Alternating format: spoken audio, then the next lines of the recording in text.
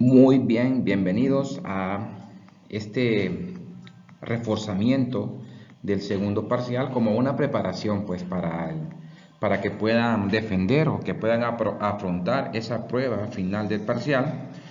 Y bueno, esto sería como una ayuda audiovisual para ustedes que la puedan reproducir las veces que usted necesite en las partes que más les interese, ¿verdad?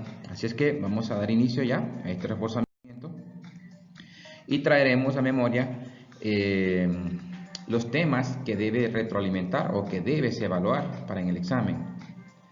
Muy bien, estos son los ángulos formados por dos rectas paralelas y una transversal. El segundo tema sería los ángulos internos y externos de un triángulo. El teorema de Pitágoras para triángulos rectángulos, el plano cartesiano y la parte teórica de la clasificación de triángulos y cuadriláteros. En este caso yo me encargaré de reforzar la parte práctica, pero usted en casa tiene que reforzar lo que es la parte teórica. Y como primer tema pues traemos a memoria ángulos formados por dos rectas paralelas y una transversal. En la siguiente figura asumamos que M y N son paralelas. En este caso, pues a ustedes se les va a decir en el ejercicio si son o no son paralelas. Y T obviamente la diagonal o transversal. Como primera parte del repaso, pues voy a nombrar todos los ángulos opuestos por el vértice que pueda haber en la figura. Primero, tengo que saber qué es un ángulo opuesto por el vértice. Son aquellos ángulos formados cuando se intersecan dos rectas y queda uno enfrente del otro separado por un vértice común. Y así pues vemos que el 1 y el 3 son ángulos opuestos por el vértice. Debemos recordar que también son congruentes entre sí. O sea que el 1 es igual que el 3. El ángulo 2 y el 4 son opuestos por el vértice y congruentes entre sí. El 5 y el 7 y el ángulo 8 y 6 son opuestos por el vértice. Además congruentes entre sí. Nombra dos parejas de ángulos correspondientes. Ángulos correspondientes son aquellos que están del mismo lado de una transversal entre dos rectas paralelas. La condición es que debe haber uno interno, uno externo y otro interno, o viceversa, o un interno y otro externo. Además, los ángulos correspondientes son congruentes, es decir, que tienen la misma medida. Por lo tanto, aquí tengo marcado yo el ángulo 1 y el ángulo 5. Vemos que el ángulo 1 y el ángulo 5 están del mismo lado de la transversal entre las paralelas M y N. Y hay uno interno y otro externo. ¿Cuál es el interno? 5 y el externo 1. Por lo tanto, el ángulo 1 es igual que el ángulo 5. También tengo marcados aquí el ángulo 3 y 7. Veamos, el ángulo 3 y el 7 están del mismo lado de la transversal. El 3 es interno y el 7 es externo. Por lo tanto, también son congruentes esos entre ellos mismos, o verdad, entre 3 y 7. Vamos a ver, nombra dos parejas de ángulos alternos internos. Ángulos alternos internos son aquellos que están en lados contrarios de una transversal, no son adyacentes, quiere decir que no están uno a la par del otro, y internos entre dos paralelas. Por ejemplo, fíjese bien, el 4 y el 3 están en lados contrarios de una transversal, pero no son alternos internos porque son adyacentes. En cambio, el 4 y el 6 sí lo son, están en lados contrarios de una transversal y no son adyacentes. Por lo tanto, el 4 y el 6 son alternos internos y congruentes. También el ángulo 3 y el ángulo 5, miren, están en lados contrarios de una transversal contenidos entre dos paralelas y son congruentes entre sí. Ángulos alternos internos. Ángulos alternos externos. Definición. Son aquellos que están en lados contrarios de una transversal, no son adyacentes y ubicados en forma externa a las dos rectas paralelas. Veamos, aquí yo tengo el 1 y el 5 como ejemplo.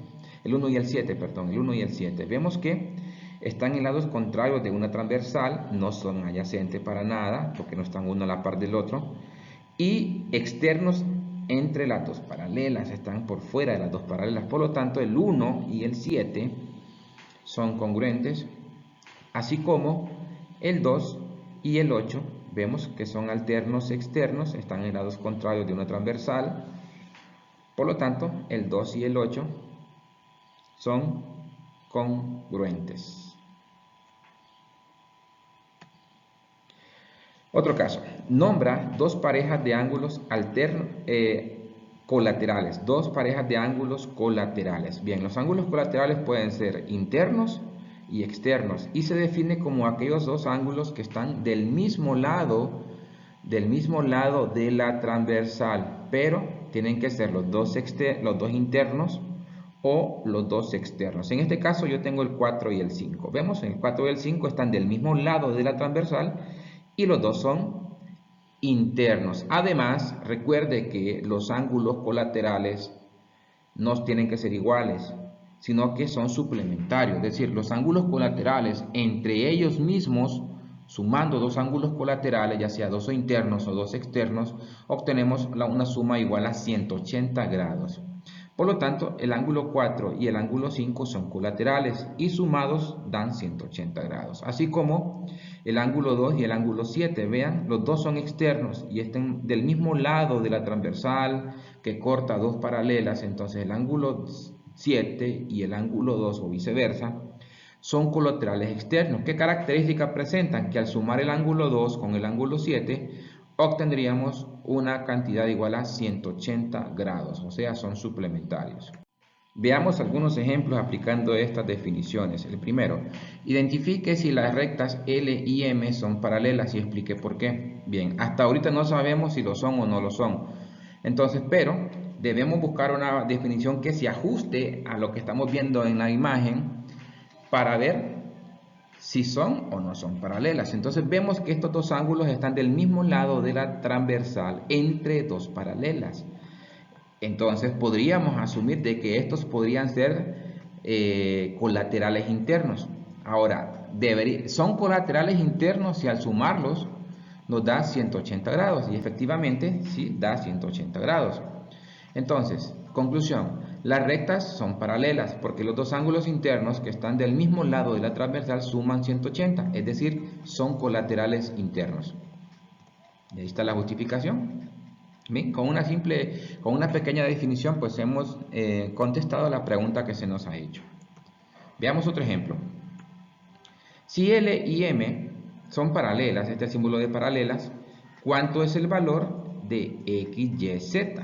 Bien, la figura la tenemos. Primero vamos a calcular el valor de X.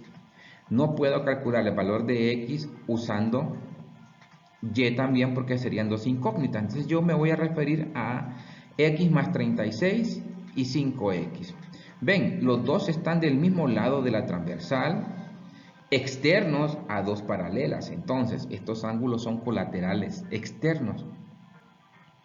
Muy bien, son colaterales externos. Entonces, decimos X más 36 grados, que es este, más 5X debe ser igual a 180 grados. Entonces, como me están pidiendo el valor de X, voy a despejar para X. Así, ubico las X del mismo lado de la transversal. X más 5X igual a 180 grados. Y este 36 pasa de positivo a negativo. Entonces tenemos 6X es igual a 144. El 6 pasa a dividir y decimos 144 grados sobre 6 es igual a 24 grados. Ese es el valor de X, pero todavía me falta Y y Z. Entonces procedo a calcular Y y Z. Veamos, siempre con la misma figura. Entonces veamos. X más 36 es igual a Z. ¿Con qué justificación? Son alternos externos. Y usted bien sabe que los ángulos alternos externos son congruentes. Por lo tanto, X más 36 es igual a Z. Como ya sabemos que X tiene un valor de 24, pues sustituimos. Y 24 más 36 es igual a Z. Conclusión, Z tiene un valor de 60 grados. Muy bien, y ahora procedo a calcular Y. Y es igual a 5X. ¿Por qué? Porque también Y con 5X son alternos externos. Son congruentes. Como ya sé que Y es 60 grados, pues hago la sustitución. O uso el valor de X que ya conocía anteriormente. Veamos. 60 grados es z. Entonces uso el valor de x que ya conocía anteriormente. Entonces voy a reemplazar 5x por 24 y 120 grados.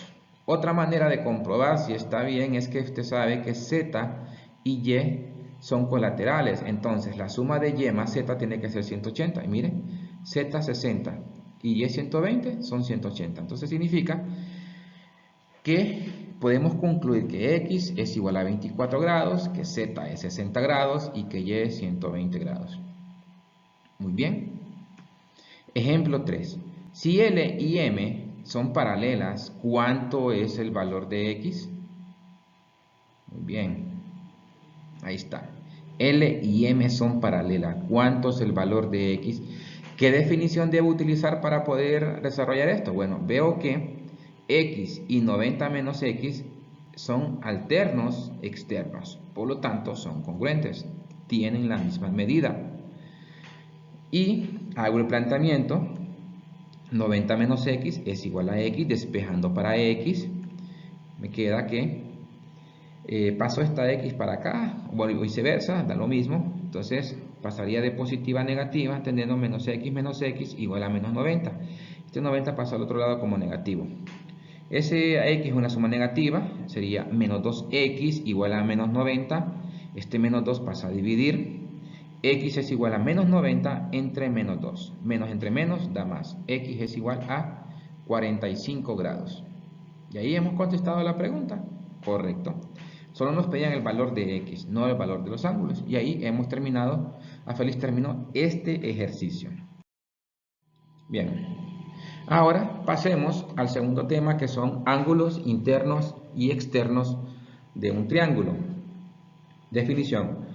El ángulo interno de un triángulo es aquel formado por la unión de dos lados consecutivos y la suma de todos los ángulos internos de un triángulo es igual a 180 grados. Vemos la figura. Veamos, el segmento AB con el segmento AC está formando el ángulo interno A. ¿Ven? Dos lados consecutivos, uno que está después del otro. Entonces, ¿qué sucede? Que si nosotros sumamos los tres ángulos internos A, B y C, nos tiene que dar seguramente 180 grados. Esa es ya una definición. Veamos este ejercicio. Encuentre el valor de cada ángulo. Entonces tenemos un triángulo y dentro del triángulo los tres ángulos internos desconocidos, 2x, 5x y 3x. Como sabemos que la suma de los 3 es 180, entonces sumamos 5x más 2x más 3x es 10x igual a 180. Entonces despejando para x, tenemos 180 entre 10 y x es igual a 18 grados. Muy bien, x es igual a 18 grados. Por lo tanto, no he terminado el ejercicio porque solo he encontrado el valor de x y me están pidiendo el valor de cada ángulo. Entonces veamos. El ángulo 5x sería 5 por 18, 90 grados. El ángulo 3x sería 3 por 18, 54 grados.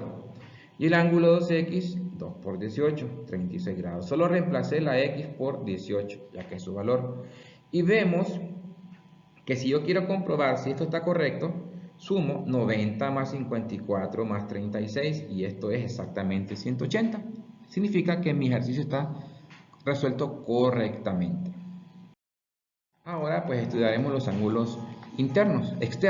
Los ángulos externos están formados por la suma de las medidas de dos ángulos internos opuestos al externo. Por ejemplo, el ángulo X es externo, entonces es igual a sumar el ángulo interno A más el ángulo interno C, ya que estos dos son opuestos a X. No podemos tomar B porque B es adyacente, entonces los opuestos son A y C.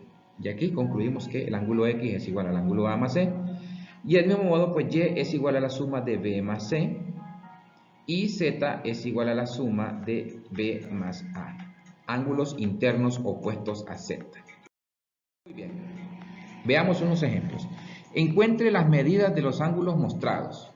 Veamos, ahí tenemos un triángulo. Y vemos que este ángulo, que está marcado como 10x más 9 grados, es externo, pero dentro del triángulo tenemos dos internos opuestos a él. Entonces 38 grados más 7x más más 7x más 1 grado debe ser igual a 10x más 9, ya que son un ángulo externo. Y un ángulo externo es igual a la suma de dos ángulos internos opuestos a él. Entonces planteamos. 10x más 9 grados es externo, por lo tanto debe ser igual a la suma de dos ángulos internos opuestos a él. Y son los siguientes: 10x más 9 es igual a 7x más 1 más 38. Despejando para x, buscamos o reduciendo 1 más 38 es 39, y luego despejando para x, ubicamos las x del mismo lado. Aquí copiamos 10x y este 7x pasa como negativo. Del lado derecho copiamos 39 y este 9 pasa a negativo. Efectuamos las dos restas. 3x es igual a 30, despejando para x, ese 3 pasa a dividir abajo de 30, ¿ven? Entonces x es igual a 30 entre 3, eso no está terminado, debemos hacer la división. X es igual a 10 grados. No es la respuesta, porque me están pidiendo el valor de los ángulos mostrados. Entonces, sería 7x más 1, sería 7 por 10 más 1, igual 71 grados. Ya tengo el primer ángulo, que es 7x más 1. El ángulo 10x más 9 sería 10 por 10 más 9. 10 por 10, 100 más 9, 109 grados. Muy bien. ¿Cómo puedo comprobar si eso está bueno o no? Bueno, sume los dos internos. Si los dos internos le da igual a 109 grados, que es el externo, todo está bien.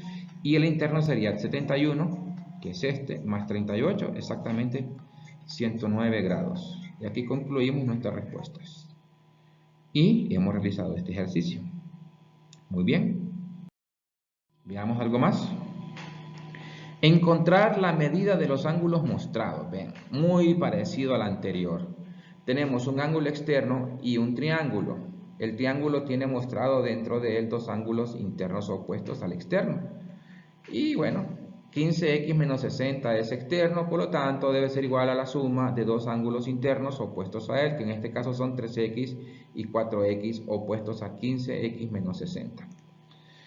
15x menos 60 igual a 3x más 4x, sumamos 15x menos 60 igual a 7x, ¿ven? 3x más 4, 7x. Despejando para x, el 7 pasa hacia el otro lado junto a la x, pasaría de positivo a negativo, y el menos 60 al no tener variable pasaría hacia el lado derecho, de negativo a positivo. Entonces 15 menos 7, 8x igual a 60, y ese 8 pasa a dividir abajo de 60, por lo tanto x es igual a 7.5. Ahora procedo a calcular todos los ángulos. El ángulo 3x sería 3 por 7.5 igual a 22.5, ¿vemos? Ahora, el ángulo 4x sería 4 por 7.5 igual a 30. Recuerde que x es 7.5, por lo tanto tengo que reemplazarla. Y el ángulo 15x menos 60 es igual a 15 por 7.5 grados menos 60, que es igual a 112.5, que menos 60 equivale a 52.5 grados. Este ángulo de aquí es 52.5, el 3x es 22.5 y el 30 es, y el ángulo 4x es 30.5. ¿Cómo lo puedo comprobar? Bueno, si yo sumo 3x más 2 más 4x, me tiene que salir igual al valor de 15 menos 60 grados. 3x es 22.5, 4x es 30, 52.5, igual que 15x menos 60. Y ahí hemos terminado este ejercicio y avanzamos, porque tenemos que tocar la mayoría de los temas, al teorema de Pitágoras. Esto se llama triángulo rectángulo, y el lado que está más grande en sus medidas o que se encuentra de frente al ángulo recto se le conoce como hipotenusa. La hipotenusa es el lado más extenso de un triángulo rectángulo, además está siempre de frente al ángulo recto. ¿Cómo se llaman entonces los otros dos lados? Reciben el nombre de catetos. Este puede ser cateto A y este cateto B, o viceversa, cateto B y cateto A. Entonces, el teorema de Pitágoras establece que en todo triángulo rectángulo, la longitud de la hipotenusa al cuadrado es igual a la suma de los cuadrados de las longitudes de los catetos.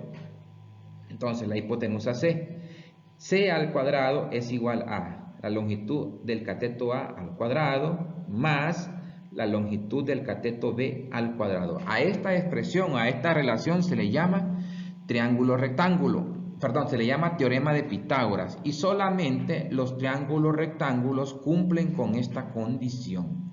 Esto se llama teorema de Pitágoras. Veamos una aplicación del teorema de Pitágoras. Utilice el teorema de Pitágoras para determinar si los siguientes triángulos son triángulos rectángulos o no lo son. Veamos, ese es el teorema de Pitágoras. Aquí tenemos nuestro primer triángulo. Lo primero que tenemos que saber nosotros a quién llamaremos supuestamente hipotenusa. ¿Por qué digo supuestamente? Porque todavía no sé si ese triángulo es un triángulo rectángulo. Entonces, recuerde la definición. La supuesta hipotenusa sería el lado más largo del triángulo y los otros dos los llamaremos cateto A o cateto B. Entonces, ahí tenemos el otro triángulo. ¿Cuál sería la supuesta hipotenusa aquí? El lado que va de B hasta A. ¿Por qué? Porque es el lado más extenso o el lado que tiene la mayor medida. Entonces veamos con el primer triángulo. Identificamos la posible hipotenusa C, o sea, 11 metros, porque es el lado más largo del triángulo. Los otros lados pueden ser cateto A y cateto B. Bien, hacemos la sustitución. C a la 2, o sea, 11 metros al cuadrado, es igual a la suma de A a la 2 más B a la 2. Recuerde que A y B son los otros dos lados, o sea, A puede ser 8 metros, lo le damos al cuadrado, más B, que en este caso es 6 metros y lo elevamos al cuadrado. Ese es el teorema de Pitágoras. Bueno, resolvemos cada potencia. Decimos 11 al cuadrado es 121 metros cuadrados. Porque también la unidad se eleva al cuadrado. 8 metros al cuadrado, 8 por 8, 64 metros cuadrados. Más 6 metros cuadrados, que es 36, porque 6 por 6, 36 metros cuadrados. Efectuamos la suma. ¿Y qué sucede? En el lado izquierdo tenemos 121 metros cuadrados y en el lado derecho tenemos 100 metros cuadrados. ¿Qué significa esto? Que el triángulo no es triángulo rectángulo porque no cumple con el teorema de Pitágoras. Recuerde que esta propiedad lo cumplen los triángulos rectángulos. Entonces, llegamos a la conclusión de que el triángulo no es triángulo rectángulo.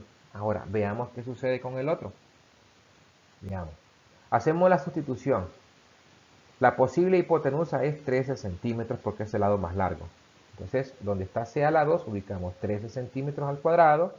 Y A y B, pues, son los otros dos catetos. Llamaremos 12 a A.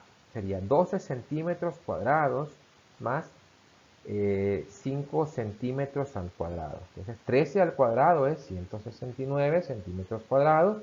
12 centímetros al cuadrado, 12 por 12, 144 centímetros cuadrados, más 5 centímetros al cuadrado, o sea, 5 por 5, 25 centímetros cuadrados. Hacemos la respectiva suma y obtenemos que aquí sí se cumple el teorema de Pitágoras. Miren, 169 centímetros cuadrados es igual a 169 centímetros cuadrados es igual a 169 centímetros cuadrados. Por lo tanto, decimos que el triángulo sí es un triángulo rectángulo porque cumple con el teorema de Pitágoras. Esta es una de las tantas aplicaciones del teorema de Pitágoras. Bien, continuemos. También nosotros podemos utilizar el teorema de Pitágoras para determinar lados desconocidos en triángulos rectángulos. Es decir, si conocemos dos lados de un triángulo, podemos determinar el tercer lado del triángulo rectángulo mediante el teorema de Pitágoras. Lo tenemos de nuevo, para que no lo olvidemos. Y aquí tenemos nuestro primer triángulo. Veamos. Este es el cateto. ¿Cuál sería la hipotenusa? Bueno, recuerde que si usted no tiene, como usted no sabe cuánto es X, usted puede decir, ¿cómo puedo asegurar que 21 es la hipotenusa? O sea, el lado más largo si no conozco X. Recuerde que lo mencioné al comienzo. Que la hipotenusa, además de ser el lado más extenso o más largo de un triángulo rectángulo, siempre está opuesto o de frente al ángulo recto. Por lo tanto, 21 aquí sí es la hipotenusa. Ya no digo supuesta, Ya no digo supuesta porque ahora tengo un ángulo recto, ya es un triángulo rectángulo. Entonces significa que 21 en la hipotenusa está de frente al ángulo recto. Bien, la hipotenusa es el lado más largo del triángulo rectángulo o el lado que está de frente u opuesto al ángulo recto. Es decir, la hipotenusa es C igual a 21. Entonces hacemos la sustitución y decimos 21 al cuadrado es igual a el cateto 15 al cuadrado más x o el cateto x al cuadrado. Resolvemos las potencias y tenemos 441, que es 21 al cuadrado, o sea 21 por 21, igual a 15 al cuadrado, que es 225, porque 15 por 15 es 225, más x a la 2. Despejando para x, pasamos a restar el 225. Efectuamos la resta y tenemos 216 es igual a x cuadrado. Pero bien, aquí me están preguntando cuánto es el valor de x, no x cuadrado. Entonces, para poder eliminar ese cuadrado, voy a extraer raíces cuadradas en ambos lados. Así, mire, usted va a decir raíz cuadrada de 216 es igual a la raíz cuadrada de x a la 2. Por lo tanto, aproximadamente 216 tiene una raíz cuadrada que es 14.7. Aproximadamente el cateto x tiene un valor de 14.7. Bien, ya conocemos. Ahora vamos a resolver el segundo triángulo. ¿Qué es lo que no se conoce de este segundo triángulo? Bien, conocemos los catetos, vean, los lados que forman el ángulo recto. Pero no conocemos este lado. ¿Cómo se llamará este lado que está de frente al ángulo recto? Se llama hipotenusa. Y es la hipotenusa. Entonces hacemos la sustitución. Hipotenusa al cuadrado, o sea, y a la 2 es igual a la suma de los cuadrados de ambos catetos. O sea, 6 centímetros cuadrados más 8 centímetros cuadrados. Resolvemos las potencias. Y a la 2 es igual a 36 centímetros cuadrados más 64 centímetros cuadrados, que viene de 8 por 8. Y este que es 6 al cuadrado es 36. Hacemos la suma y tenemos y a la 2 es igual a 100 centímetros cuadrados. Me están preguntando por y, no por y cuadrado, así es que vamos a extraer raíces cuadradas en ambos lados. Y a la 2, raíz cuadrada de y a la 2 es igual a raíz cuadrada de 100 centímetros cuadrados. Recuerden que la raíz cuadrada anula el exponente cuadrado, entonces queda y.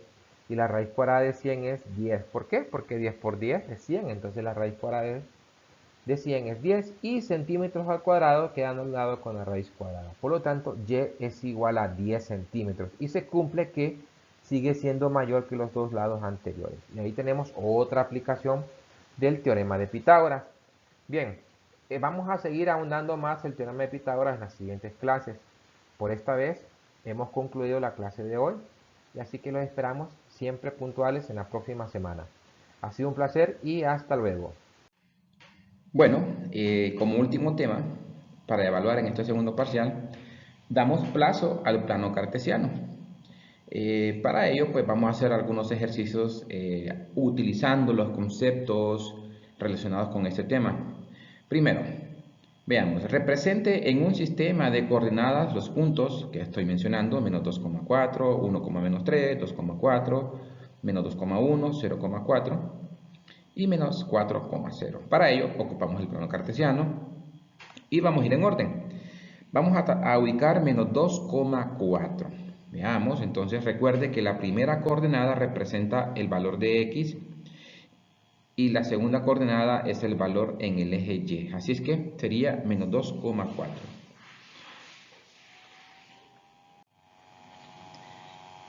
Inmediatamente después ubicamos la coordenada 4 para y.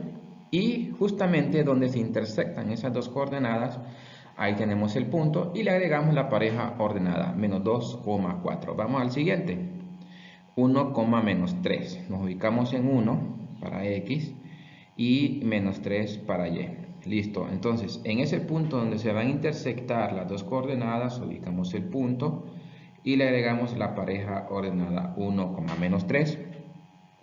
Posteriormente, también vamos a ubicar el punto menos 2,1.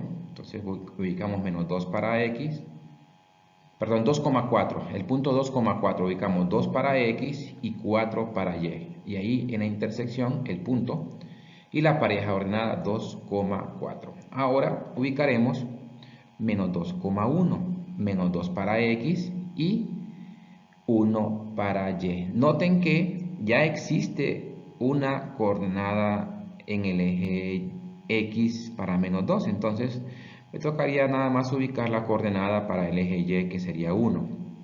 Y en esa intersección el punto y la pareja ordenada menos 2,1. Luego el punto 0,4. Entonces nos ubicamos en 0. Este es el punto 0, que se va a intersectar con 4 del eje y, que sería ahí arriba. Y ahí hemos colocado el punto y luego la pareja ordenada 0,4. Y todavía me queda un punto más, que es menos 4,0. O sea, para y no hay nada, el valor es 0 para y, entonces nos ubicamos únicamente en el punto menos 4 para x, y ahí lo tenemos, y seguidamente la pareja ordenada menos 4,0. Bien, hemos ubicado todos los puntos en el plano cartesiano. Ahora, pasamos a aplicar un concepto de la distancia que se puede calcular entre dos puntos del plano cartesiano. Determine la distancia del segmento formado por los siguientes puntos y ubique los puntos en el plano cartesiano. Aquí tenemos nuestro plano cartesiano, vemos el punto es a 4, menos 2, 4 para x y menos 2 para y. Entonces sería, ubicamos 4, menos 2. Veamos, primero el 4, luego menos 2, la intersección, el punto A representado por 4, menos 2. Luego pasamos a el punto B, que es menos 3 para x, aquí lo vemos ya, listo, y 3 para y, entonces lo intersectamos, y ahí tenemos el punto B. Ahora, ¿qué nos están pidiendo? La distancia en línea recta que hay desde B hasta A o viceversa, desde A hasta B, ya que es la misma distancia, o la distancia del segmento. Muy bien, entonces para ello ocupamos la fórmula de la distancia. Aquí aparece. Distancia es igual entre dos puntos 1 y punto 2 es igual al valor de la coordenada x2 menos el valor de la coordenada x1 elevado al cuadrado, más el valor de la coordenada y2 menos el valor de la coordenada y1 elevado al cuadrado, y después a ese resultado se le extrae la raíz cuadrada. Entonces, yo necesito saber a quién debo nombrar x1, y1, x2 y y2, y lo vamos a hacer así. Al primer punto, si usted quiere, le puede nombrar al 4, x1, al menos 2, y1. Y al siguiente punto, al segundo, bueno, al menos 3, x2 y al 3, y2. Muy bien. Ahora decimos, ya no voy a decir distancia entre el punto 1 y 2, sino que distancia entre A y B.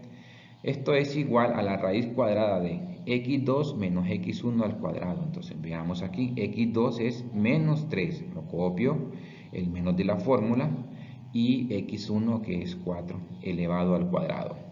Más, dice la fórmula, y2 menos y1 al cuadrado, entonces sería y2 es 3.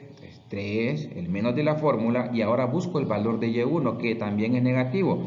Entonces, para separar el signo de la fórmula y el signo de y1, coloco paréntesis, y todo ello elevado al cuadrado. Muy bien. Luego, suma negativa, menos 4 y menos 3 es menos 7 al cuadrado. Ahora aquí, menos por menos es más. Entonces tendríamos 3 más 2, o sea, 5 al cuadrado. Efectuando las potencias, recuerde, todo número negativo cuando está elevado a una potencia cuadrada 2 o una potencia par, el negativo se convierte a positivo. Entonces ahí teníamos menos 7 al cuadrado es 49, 7 por 7, 49, menos por menos da más. Y 5 al cuadrado es 25. Y así establecemos que la raíz cuadrada, perdón, que la distancia que hay desde el punto A al punto B o viceversa, desde el punto B al punto A equivale a la raíz cuadrada de 74 unidades. Cuando digo unidades es porque pueden ser centímetros, pueden ser metros, pueden ser pies, pueden ser pulgadas. Y aquí hemos encontrado la distancia entre dos puntos. Muy bien. Y ya para finalizar, vamos a determinar el punto medio que hay en un segmento de recta. Muy bien, esta es la fórmula para calcular el punto medio. Entonces veamos alguna gráfica más.